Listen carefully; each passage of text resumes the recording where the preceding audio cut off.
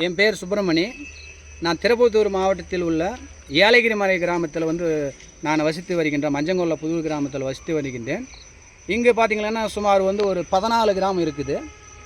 இங்கே பழங்குடியினர் விவசாயிகள்லாம் நிறைய விவசாயம் செஞ்சுன்னு வராங்க. இருந்த போதிலும் பார்த்திங்கன்னா இதை பார்த்திங்கன்னா மலைவாழ் மக்கள் நிலத்தை மலைவாழ் மக்கள் அல்லாதவர் வாங்கினால் செல்லாது என்ற 1514 சட்டம் தெளிவாக இருக்குது. இதை மீறி எப்படி இந்த அரசாங்கம் பத்திரப்பதிவு செய்து கொடுக்குது என்று ஒன்றும் புரியல.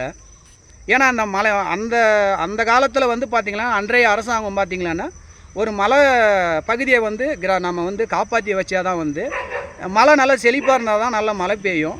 அந்த மலையால் தான் விவசாயம் நல்லா செழிக்கணும்னு சொல்லி அன்றைக்கு ஜியோ போடுறாங்க. 1514 என்ற தெளிவான சட்டம் இருக்குது.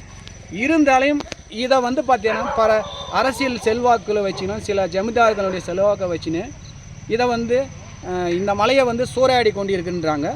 இருந்த போதில் பார்த்திங்கன்னா போன வருஷம் பார்த்திங்கன்னா 24 பார்த்திங்கன்னா ஜூன் மாதம் மே மாதம் பார்த்திங்கன்னா ஏப்ரல் மே இந்த 3 மாதம் பார்த்திங்கன்னா தண்ணி சரியான பஞ்சம் ஆகிப்போச்சு. வயல்காலில் தண்ணி இல்லை, குடிக்க தண்ணி இல்லை, இந்த பிரச்சனைகளால் வந்தது. இதனை ஒட்டி பார்த்திங்கன்னா இப்போ ஜூன் மாதம் பார்த்திங்கன்னா நம்ம ஊராட்சி மன்ற தலைவர் பார்த்திங்கன்னா ஒரு தடையை கொண்டு வராரு. இப்போ இனிமேல் மலையில் யாருமே போர் போடக்கூடாது, அப்படி மீறி போர் போட்டால் ரொம்ப தண்டிக்கப்படுகின்ற சொல்லி பேப்பர்லேயே அலௌன்ஸ் பண்ணியிருக்கிறாரு. இருந்த போதிலும் நாங்கள் பார்த்திங்கன்னா ஒவ்வொரு கிராம சபை மீட்டிங்கிலும் இதை பற்றி நாங்கள் கோரிக்கை வச்சுனே தான் இருக்கிறோம். ஆனால் இன்றைக்கி பார்த்திங்கன்னா கிராம சபை மீட்டிங்கில் பார்த்திங்கன்னா எந்த கோரிக்கையும் அவர் நாங்கள் ஏற்கலை. அவர் அப்படி இருந்தாலும் அவர் இன்றைக்கி எங்களுக்கு சொல்லியிருக்கணும், இந்த மாதிரிப்பா அந்த மலையில் உங்களுக்கு நாங்கள் மீண்டும் போரை கொண்டு வரலாம்னு நினைக்கிறோம், உங்களுடைய கருத்துக்களை என்னென்னு சொல்லி அவர் எங்களை கேட்டு இருக்கணும். எதுவுமே கேட்கல. அவருடைய சுயநலத்துக்காக ஆட்டோமேட்டிக்காக பார்த்திங்கன்னா நிறைய இவங்க ரியல் எஸ்டேட் புரோக்கருங்க இந்த மாதிரி நிறைய ரியல் எஸ்டேட் பண்ணுறதுக்காக அவர் இன்றைக்கி பார்த்திங்கன்னா கிட்டத்தட்ட பார்த்திங்கன்னா இப்போது அந்த ஒரு இடத்துல போய்ட்டு இன்னொரு இடத்துலையும் நாங்கள் போரை நிப்பாட்டி வந்திருக்கிறோம். அதுக்குள்ளே பார்த்திங்கன்னா இவங்க போரை போட ஆரம்பிச்சிட்டாங்க. முடிஞ்ச அளவுக்கு நாங்கள் பார்த்திங்கன்னா தடுத்து பார்க்குறோம்.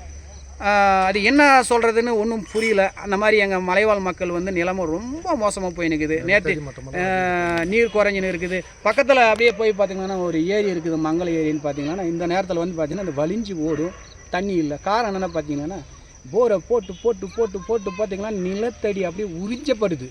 அவங்க எவ்வளோ ஏன்னா பார்த்திங்கன்னா நிறைய மகளிர் கேளிக்கை விடுதிகளும் ஹோட்டல்களும் பார்த்திங்கன்னா அத்துமீறி கட்டியிருக்கிறாங்க. ரூல்ஸ் அண்ட் ரெகுலேஷனை ஃபாலோ பண்ணாமே பண்ணியிருக்காங்க. அது பார்த்திங்கன்னா இந்த சாக்கடைங்களை விவசாய நிலத்தில் விடுறது, இந்த மாதிரி பல பிரச்சனைகளாக நாங்கள் சந்திச்சுக்கு வரோம்.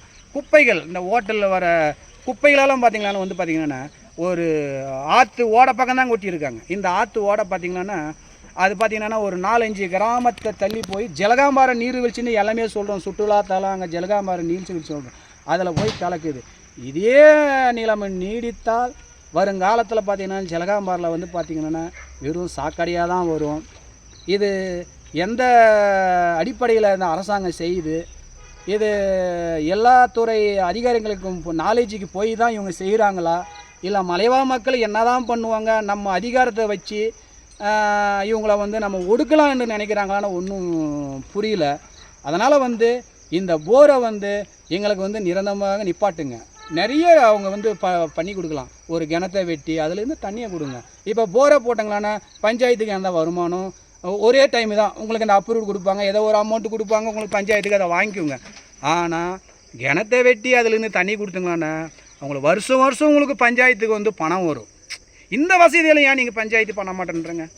ஒவ்வொரு தலைவனும் இது சிந்திக்க வேண்டிய விஷயம். எந்த தலைவருமே எங்களுக்கு சிந்திக்க மாட்டேன்றாங்க. இதை கேட்டால் பார்த்திங்கன்னா எங்களை அந்தவாதி இந்தவாதி, ஒரு நல்லதுக்கு நாங்கள் செய்ய வந்தால் பல பிரச்சனைகள் நாங்கள் சந்திக்க வேண்டியது இருக்குது. இதை அரசு இப்போ நம்ம முதலமைச்சருக்கு இது நேரடியாக கொண்டு போவோங்க.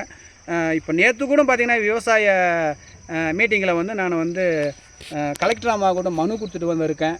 கொடுத்த உடனே பார்த்திங்கன்னா கலெக்டர் அம்மா இதுங்க பார்த்தாங்களா பார்க்கல என்ன கூட சொல்லலை. கொடுத்துருந்தும் எப்படி இன்றைக்கி போர் அலோடு கொடுத்தாங்கன்னு எங்களுக்கு ஒன்றும் புரியலைங்க. அது என்ன சொல்கிறதுன்னு எங்களுக்கு புரியல. எங்கள் மனசு ரொம்ப நாளைக்கு இதே நிலைமை போச்சுன்னா எங்கள் மக்கள் எங்கே போவாங்க, அடுத்த தலைமுறை எங்கள் பேரப்பிள்ளைங்க எங்கே போவாங்க, ஒன்றும் புரியல. அந்த மாதிரி ஒரு சிச்சுவேஷனில் இருக்கிறோம். இதை முடிஞ்ச அளவுக்கும் முதலமைச்சருக்கு ஐயா ஸ்டாலின் அவருக்கு கடத்துங்கோ. அதே மாதிரி பார்த்திங்கன்னா ஒவ்வொரு துறை ரீதியான அமைச்சர்களுக்கும் இதை கடத்துங்க. நிறைய அரசியல்வாதிகளுக்கு மேலே வந்து நிலத்தடி குறைவதால் இந்த போரை வந்து நிரந்தரமாக எங்களுக்கு தடை செய்ய வேணும்னு சொல்லி நாங்கள் கோரிக்கை இதன் மூலம் நாங்கள் தெரிவித்துக் கொள்வோம்.